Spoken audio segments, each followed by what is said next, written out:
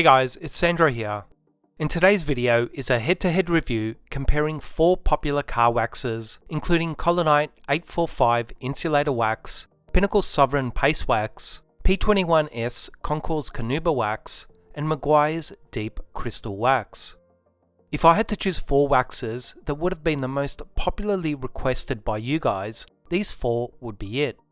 And although I have reviewed some of them in the past, hopefully this head-to-head challenge will further help share some more great information about them. I'll also add that each of these waxes are personal favourites of mine, and although it's been at least a few years since I've used some of them, I've actually bought and used all these waxes many times in the past due to the fantastic results and experience I've had with each and every one of them. So believe it or not, I was actually really interested myself in how they would all directly compare to one another in the areas of application, gloss, slickness, water behaviour and chemical resistance that I hope you guys enjoy watching. So first up, I'll discuss their ease of application or the user experience I had while applying them while I'm prepping up this test panel. Now prior to this video, I actually spent a fair bit of time applying all these waxes in both indoors and outdoor environments over the course of a few days to better reacquaint myself with them for this review. And one thing I can say is that all these waxes have quite an easy and seamless application. Now if you look at some of the other waxes that some of these brands make, such as Collinite 476 and P21s 100% Carnauba, and some of the Meguiars psyllium infused waxes, you'll find that they are a bit harder to work with and apply. So I think part of the reason why these particular waxes are amongst the favourite and most popular of these brands is also based on their fantastic user experience. But in saying that, after spending quite a bit of time applying all of them, one after another, I did begin to spot some more subtle differences. If I had to say that one of them was perhaps just a touch more time consuming to apply, with a bit more work to remove, it would have to be Pinnacle Souveran Wax, which is also the only wax here that doesn't have a flash or haze period, as it instantly bonds to the paint. I'd actually place both Collinite 845 and P21s equal second here, as they both seem to have quite a similar wipe on and wipe off experience. Though it's important to note that Collinite needs to be warmed up and mixed up thoroughly to achieve this, whereas P21s is good to go from the tub. Meguiars Deep Crystal Wax was definitely the quickest and easiest wax of the 4 to work with, mainly for the reason that it literally levels down with a single wipe or 2 of your cloth, and in most cases you don't even need to turn your cloth over for a final wipe, as it just buffs clean and streak free with next to no effort. And although it may not be an important factor for some, all the other waxes have just a very slight solventy smell, while Deep Crystal Wax has a rather nice scented smell, which also adds to its overall user experience. After setting aside the test panel to cure overnight, the first test was assessing the gloss levels of each of these waxes to see how well they could improve the finish on this slightly swirled and hazed black painted test panel. Once again, it's important to note that all these waxes did a fantastic job at amplifying the finish with obvious improvements in gloss, clarity and saturation levels. But it was also apparent that some did a little better than others. If you look at the section with Meguiars Deep Crystal Wax, I think it's fairly obvious to see that it is the darkest and richest finish with the least amount of noticeable swirls and haze, meaning that it's definitely had the greatest impact on improving the condition of the paint with amplified gloss levels. Next will be Souveran Wax, that has honestly still done quite a fantastic job at enriching the paint. And although it's fairly close between Collinite and P21s, I'd say Collinite 845 just did a slightly better job, though it was very close.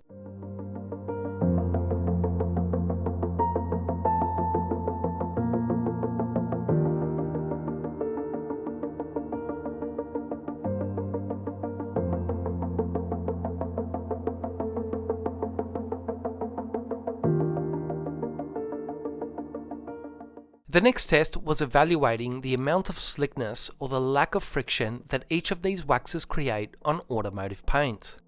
Now as you guys have a look at my old ceramic coating bottle gliding down the panel of each section, hopefully you'll be able to see that there was some apparent differences in the level of slickness that these waxes create, which you could also feel by just running your hand over their sections.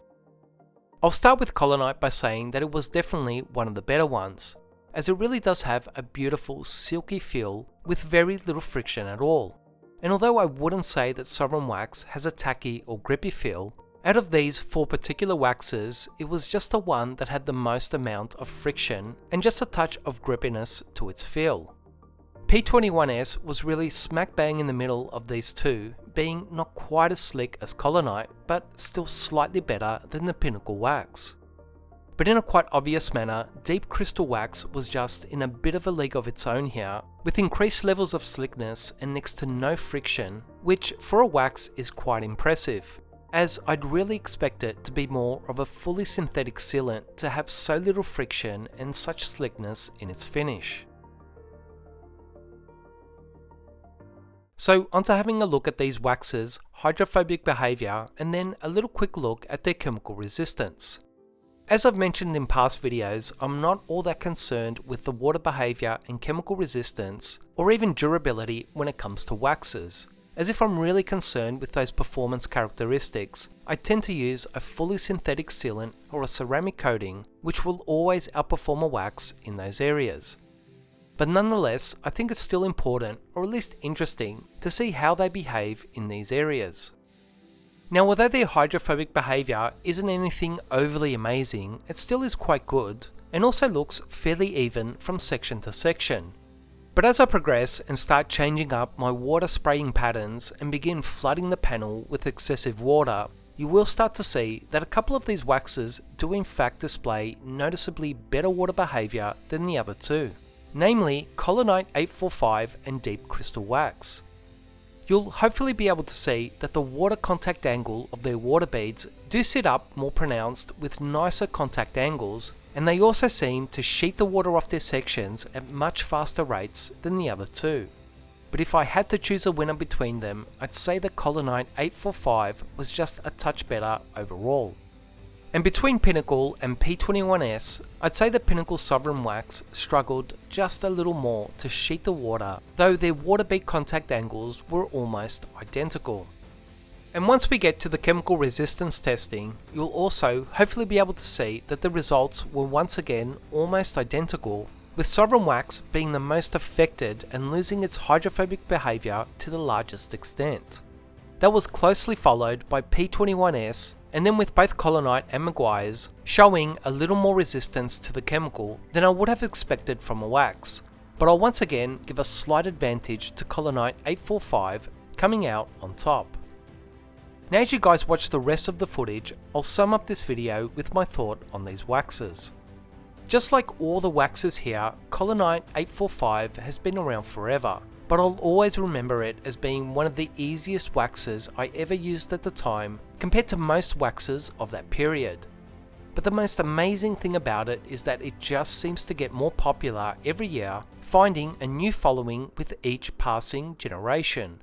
And that's not something that just happens, especially in a newer detailing market filled with hybrid sealants and ceramic coatings. Maybe it's the ritual of heating, tapping and shaking up the bottle before use, or how it just finds that perfect balance between being a great performer yet still having a great user experience. But in any case, although it may not be the most durable or the most amazing looking show wax, there's just no doubting that it is one of the best well-rounded waxes ever created. Pinnacle Souveran Wax is by far the most expensive wax here, and I've always regarded it as my high-end wax, which I always charged a premium for it back in the day. What also really appealed to me about it was that it was the first wax or sealant that I ever used that didn't have a flash or haze time, but I could wipe it on and wipe it off immediately, which was something new to me and really amazing at the time. But beyond that, I always felt that it was well worth the money because it just seemed to look so amazing on every car I applied it to. Now I wouldn't say that in today's market it's the most durable or certainly the slickest, but I'd still regard it as a true show wax that just adds a noticeable amount of richness to automotive paint. Out of all the waxes here, P21s is the only one that I would consider to be a true all-natural old school wax, without the hybrid or sealant qualities and additives contained by the rest. As such, it's just expected that it's not going to perform in certain areas as well as the others.